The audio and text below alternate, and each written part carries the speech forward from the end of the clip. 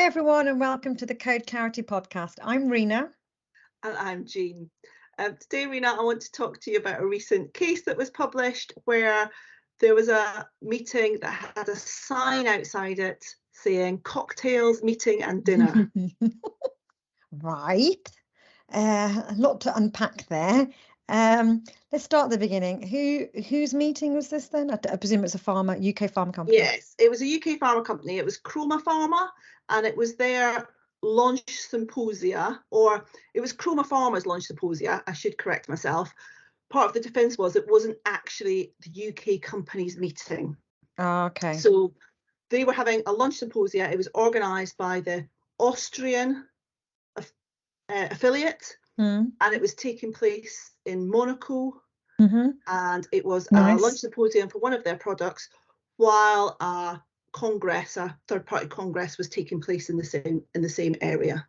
You know what? Years ago, there was a big debate about whether Monaco was like all the Costas. You know, could you ever have a meeting there that was not lavish or deluxe? Maybe we can chat about that later. So I'm still not sure why the UK code applied if this was the Austrian meeting in Monaco. So, good question. And certainly the UK company, their response initially was that the UK code didn't apply, because they said, well, yes, there was 2 UK speakers at the meeting, and yes, there was another 9 UK delegates there, and yes, the UK staff were present in order to welcome and accompany those UK delegates, but the UK company hadn't actually sponsored any of the UK delegates to be at the meeting, and they hadn't even sponsored them to go to this other congress. They just, when they'd seen them at this congress, they just verbally invited them to see whether they'd like to come along to this lunch meeting. So yeah, their response was that the UK code didn't apply, and probably unsurprisingly, that didn't wash. Yeah. You know, what's really interesting actually is, I know we're a little bit glib about it because this is our, job, and we know a lot about it, but it does still surprise me when people don't understand or haven't realized when the code applies. So I've not even heard of Chroma Pharma? Is that what they were called? Pharma, yeah. Yeah. So they weren't adhering to the code, and they're not ABPI members, I presume. So again, another part of the response was that they were in the process of becoming ABPI members, and their initial response had said, we don't think the UK code applies because it's not our meeting and it wasn't held in the UK.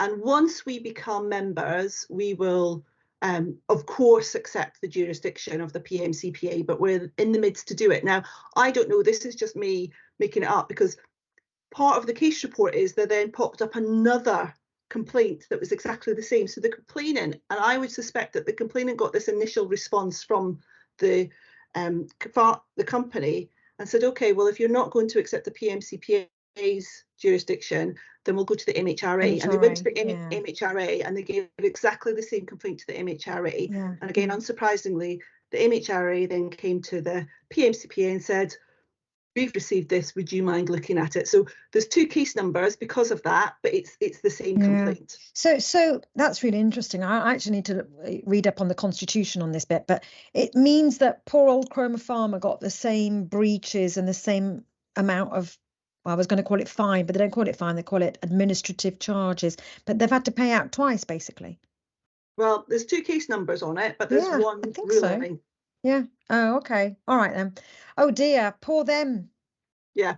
What about the venue though? What about the? So yeah, the other part of the venue was that it was in a 5-star hotel. I mean, it's Monaco. There's not really many non-5-star hotels. Part of the defence was again that they'd chosen the least luxurious room in the 5-star hotel, so it was one of the basement rooms. So they were saying that although it was a 5-star hotel, they weren't making it lavish. It was a bit shit, even though it's a 5-star hotel. But you said that, not me. But the panel again said that, well, yeah, it's not that you can't use 5-star hotels. The panel actually said it's not that 5-star hotels are actually prohibited.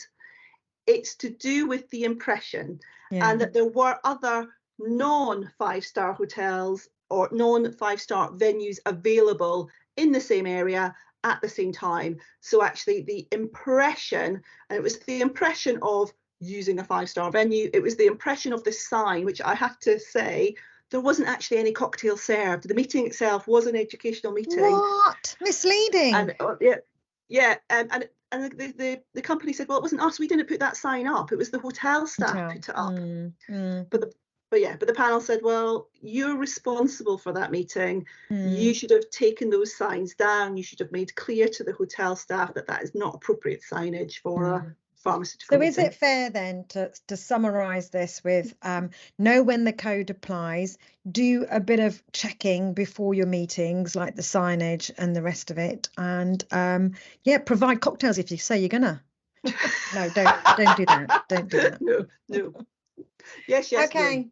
That's a good one. Thank you, Jean. Right, thank you. Bye. Bye.